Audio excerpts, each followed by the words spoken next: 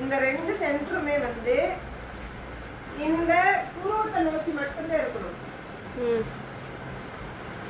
இந்த புருவம் இந்த புருவம் இது இந்த கேப் வந்து இந்த இதுக்குள்ளதான் இருக்கணும். இந்த கேப் நம்ம பாக்குறோம்னா இப்படி இந்த விரல வச்சு பார்த்துக்கலாம்.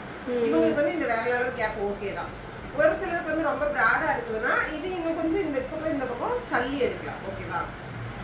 இப்போ வந்து நம்ம ஐப்ரோ எடுக்கிறோம் அப்படின்னா கஸ்டமர் வந்து கம்பல்சரி எப்படி வைக்கணும் அப்படின்னா இந்த கையை இப்படி ஃபர்ஸ்ட் வந்து நம்ம நல்லா நோட் பண்ணிக்கோங்க. ஃபர்ஸ்ட் வந்து இந்த கையை வச்சு இப்படி வச்சுதான் பிடிக்க சொல்லணும். இப்படி வச்சோ பிடிச்சா அந்த சேஃப் வராது. இதை வந்து இப்படி வச்சு பிடிக்கணும். இந்த கையை இப்படி வச்சு பிடிக்கணும். லைட்டாக பிடிச்சிக்கோங்க. தெரியுதா? இவங்க வந்து கிரிப்பா பிடிக்கும் போதுதான் நம்மளுக்கு வந்து இந்த ஐப்ரோவோட சின்ன சின்ன முடி இருந்தாலும் கம்பல்சரி எடுத்துடலாம். இப்போ நீங்க நூலை வந்து